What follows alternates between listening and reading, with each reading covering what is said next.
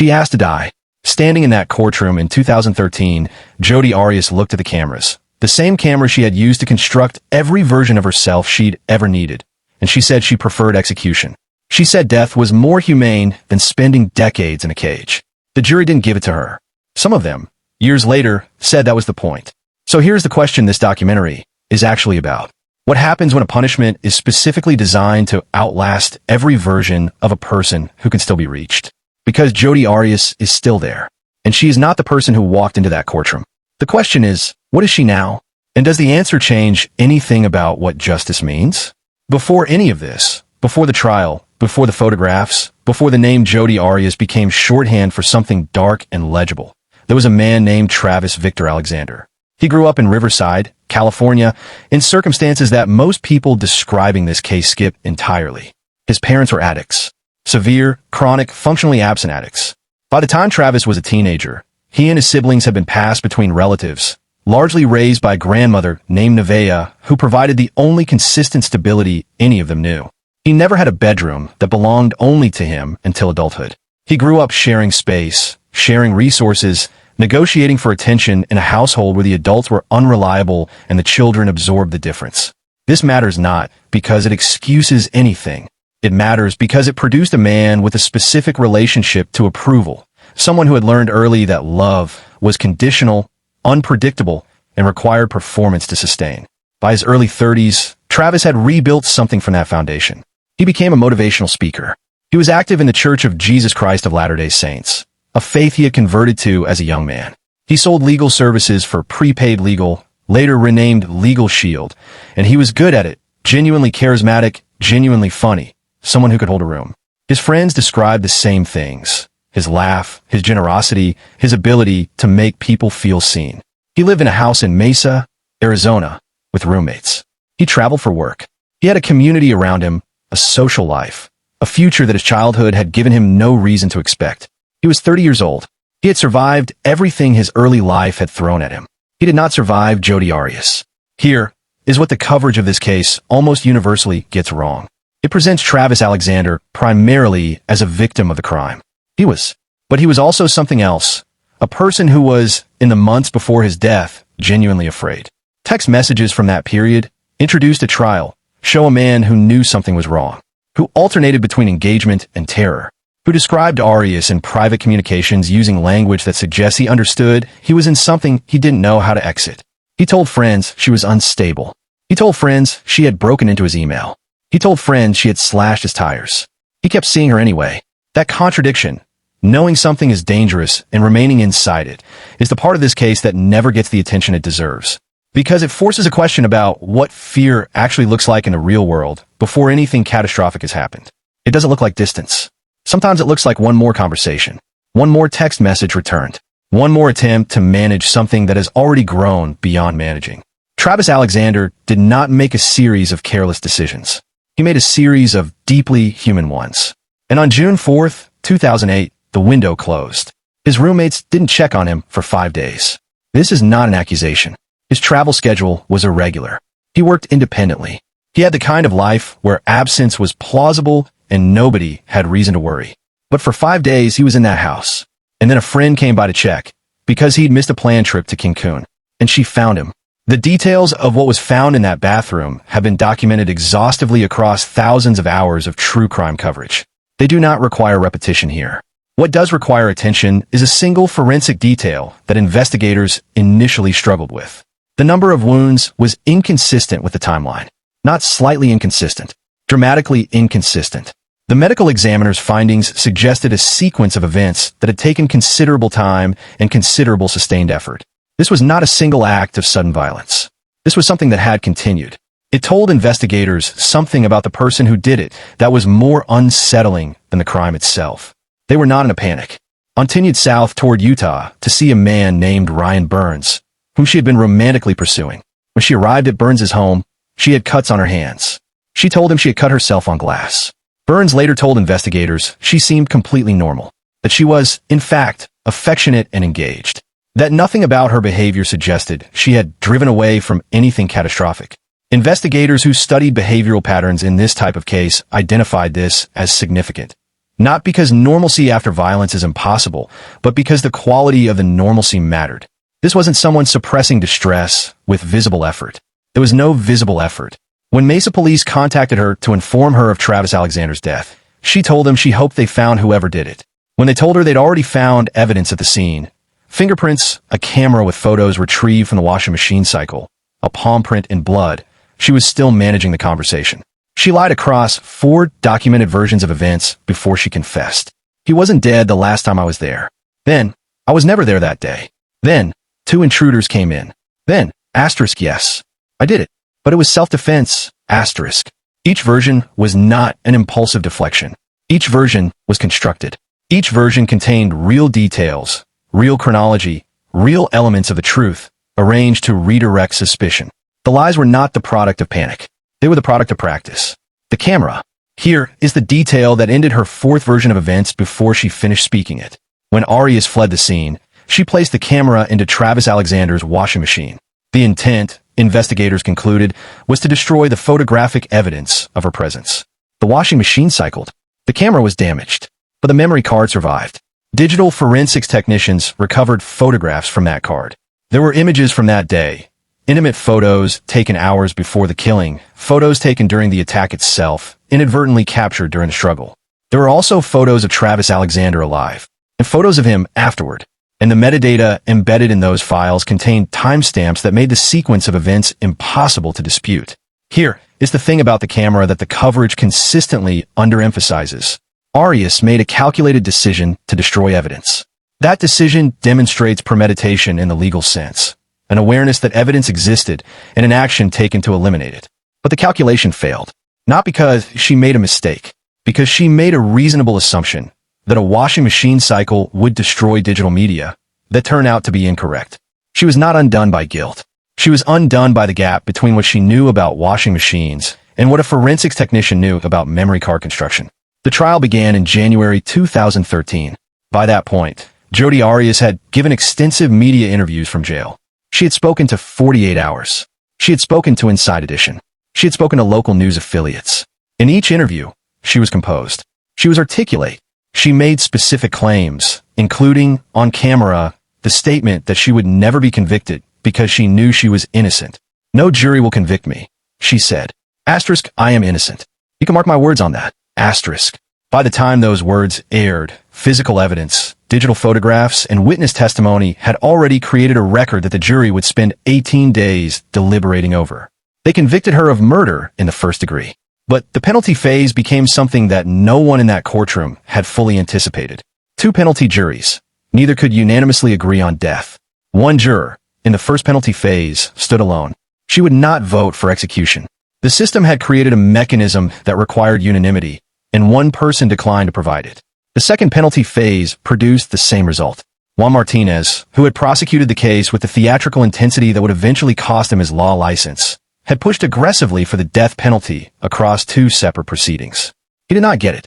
On April 13, 2015, Judge Sherry Stevens sentenced Jodi Arias to natural life without the possibility of parole. There was no execution date. There was no possibility of release. There was just this forever until you die of it. Here is the thing about Juan Martinez that the appeals court put in writing. The judges called his behavior egregious and self-promoting. Not 1 judge, 3 judges. A formal appellate panel reviewing the trial record used those specific words about the lead prosecutor. They rejected Arias's appeal anyway. Their ruling established something that carries significant weight outside this specific case. Prosecutorial misconduct, even documented and judicially acknowledged misconduct, does not automatically invalidate a conviction when the underlying evidence is sufficient. The evidence here was sufficient. But 7 months after rejecting that appeal, the Arizona State Bar disbarred Martinez entirely. He had, investigators found, leaked case information to a journalist with whom he was romantically involved. He had communicated improperly with a dismissed juror. He had engaged in sexual harassment of multiple women in his professional environment. The man who spent years prosecuting Jodi Arias as morally compromised, manipulative, and fundamentally untrustworthy had, the record showed, been engaged in undisclosed conduct throughout that same period. He lost his license in July 2020. His career of 30 years was over.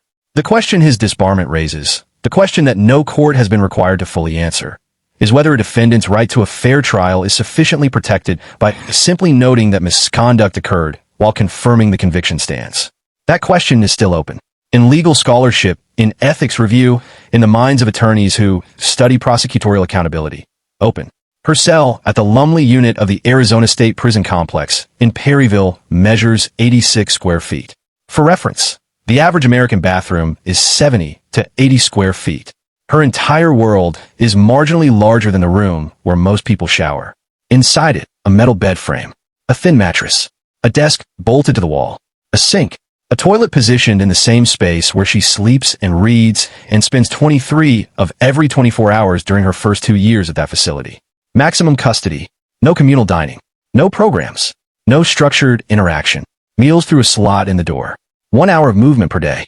Psychologists and neuroscientists who study prolonged isolation have documented specific, measurable effects: chronic anxiety, memory disruption, temporal distortion, a nervous system that cannot recalibrate because the environment provides nothing for it to respond to. Extended isolation produces observable neurological changes, not metaphorical, not theoretical. Actual changes in brain structure and function documented through imaging. Jodi Arias lived under those conditions for 730 days. 2 years. 2 complete years in a space smaller than a bathroom, with minimal human contact and no variation in her routine. Then, in 2017, she was reclassified. Medium custody, a cellmate, access to the general prison population at designated times, a commissary where she can select her own soap, prison jobs that pay between 10 and 80 cents per hour, her disciplinary record across more than a decade. 1 infraction. February 2016. She was denied access to her preferred barber. She made a comment to a corrections officer that was deemed offensive. A formal write-up was issued. 1 incident. In over 10 years. For anyone who has studied long-term incarceration, this figure is striking. Multiple violations across a sentence are the statistical norm. Fights, contraband, insubordination, the institutional pressures of prison produce conflict. The absence of that pattern is either a genuine indication of psychological change, or it is a demonstration of extraordinary, sustained calculation. Both require the same behavior, and the behavior is identical. Kirk Nurmi defended Jodi Arias at trial. He spent years on that case. He sat beside her through the most documented and scrutinized murder trial in years. He knew her testimony, her contradictions, her private communications, and the texture of her thinking across hundreds of hours of preparation. He wrote a book afterward, Trapped with Ms. Arias. His account of what it was like to represent someone he described as manipulative, controlling, and fundamentally unreliable as a client. Arias sued him. She claimed attorney-client privilege had been violated. She claimed he had profited from her representation in ways that caused her harm. Nurmi's response was not to fight the lawsuit. He surrendered his law license to the Arizona State Bar. He stated publicly that this decision was made, at least in part, to ensure he would never have any professional connection to Jodi Arias again. An attorney with decades of experience chose to end his career rather than remain within reach of her litigation. That is a statement, not about guilt or innocence, about cost, about what sustained proximity to this case does to the people inside it. From inside the Lumley unit, Arias has not gone quiet. Through a network of outside supporters, she has maintained an active public presence. She has sold paintings, landscapes, portraits, abstract work, some for as much as $2,500. Arizona's Son of Sam statute, which prevents criminals from profiting from depictions of their crimes, did not apply because the paintings did not depict the crime. She stated publicly that the proceeds were being set aside for future legal filings. She launched a blog on Substack, maintained with outside assistance, through which she disputes press coverage, challenges media narratives, and hints at future legal challenges she intends to pursue. She has filed 2 formal appeals. Both were rejected. The Arizona Supreme Court declined to review the second. Under Arizona law, she can pursue post-conviction relief indefinitely. There is no procedural mechanism that closes this window. She can file again next year, and the year after, and the year after that. Each filing produces news coverage. Each news cycle brings her name back into public awareness. Each renewed awareness drives interest in her case through streaming platforms, podcasts, and documentaries. Each renewed audience creates a new pool of people willing to purchase artwork, follow social media, and sustain the machine. The machine is self-perpetuating. And here is what that means practically. Travis Alexander's family, who have repeatedly and publicly stated their desire to move forward, to grieve privately, to exist outside the spectacle of this case. They cannot. Because every new filing is a new headline. Every new headline is a new wave of public discussion. Every new wave of discussion reopens the wound that was inflicted on June 4th, 2008, in a house in Mesa, Arizona, by someone who has since become very good at ensuring she is not forgotten. The sentence was life without parole. It was not silence. This is where true crime coverage typically delivers its conclusion. The charges were filed. The jury convicted. The sentence was imposed. Justice was served. But there's a category of institutional failure in this case that belongs in this specific conversation, and it is almost never discussed. The penalty phase of a capital trial in Arizona requires jury unanimity for a death sentence. One juror prevented that unanimity in the first penalty phase. A second jury was impaneled. One juror prevented unanimity again. Two separate juries. Two separate deadlocks. Not because the evidence was ambiguous. The guilt verdict had been unambiguous. But because the question of whether a specific human being should be executed is a question that some jurors, under the weight of that specific responsibility, cannot answer in the affirmative regardless of the evidence. This is not a system failure in the conventional sense. It is the system working exactly as designed. Unanimity requirements exist precisely because the stakes of execution are irreversible. But the outcome, a life sentence rather than execution, was received by Arias herself as a defeat. She had asked for death. She said so publicly. Some people who wanted her executed now believe the outcome she received is, in fact, more punishing than the one she requested. Some of those people have said exactly that. And that assessment, coming from the people most directly harmed by this case, is worth sitting with. Because it suggests that the question of which sentence is more severe is not philosophical. It is not abstract. It is something that the people who love Travis Alexander have been living inside for over a decade. Perryville Prison sits in the desert west of Phoenix. In summer, the temperature outside can exceed 110 degrees. Inside, the climate is controlled. The same temperature every day. The same light. The same walls. Jodi Arias is 45 years old. Based on current actuarial life expectancy, she has between 30 and 40 years left. That is not an estimate. That is a range derived from standard mortality tables applied to a person of her age and demographic. 30 to 40 more years of fluorescent lights and metal bed frames and commissary selections and job assignments that pay 80 cents an hour. 30 to 40 more years of legal filings that go nowhere and Substack posts that reach an audience that will eventually age and move on and stop caring. 30 to 40 more years of being Jodi Arias in a facility named after a man she never knew who was killed by people in circumstances that now define the walls around her. The sentence was designed to outlast her. It is so far succeeding, but here is the detail that remains. Travis Alexander would have been 55 years old. He would have been, by every indication from the life he was building, somewhere far from Mesa. Somewhere with more space, more possibility, more of whatever it was that his grandmother's steady presence had first made imaginable for him. He would have had a different life. That life is the thing that was taken. Not just from him, from everyone who knew him. From his grandmother, who buried a grandchild. From his siblings, who grew up surviving hardship only to watch their brother not survive this. The sentence Jodi Arias received was designed with that loss in its architecture. Whether it is sufficient, insufficient, or something more complicated than either of those categories. That question belongs to you now. The last person to tell you exactly how you should feel about this case is this narrator. But here is what the record shows. A mother who raised herself from nothing died in a cell in Perryville. A grandmother who kept her grandchildren together outlived one of them. A prosecutor who built his career on this conviction lost his license before the appeals were finished. And Jodi Arias is still filing paperwork. Tell us in the comments. Does what she is living constitute justice? Or does the question itself reveal something about what we want from punishment that we haven't fully reckoned with? Because the answer to that question says less about Jodi Arias than it says about us.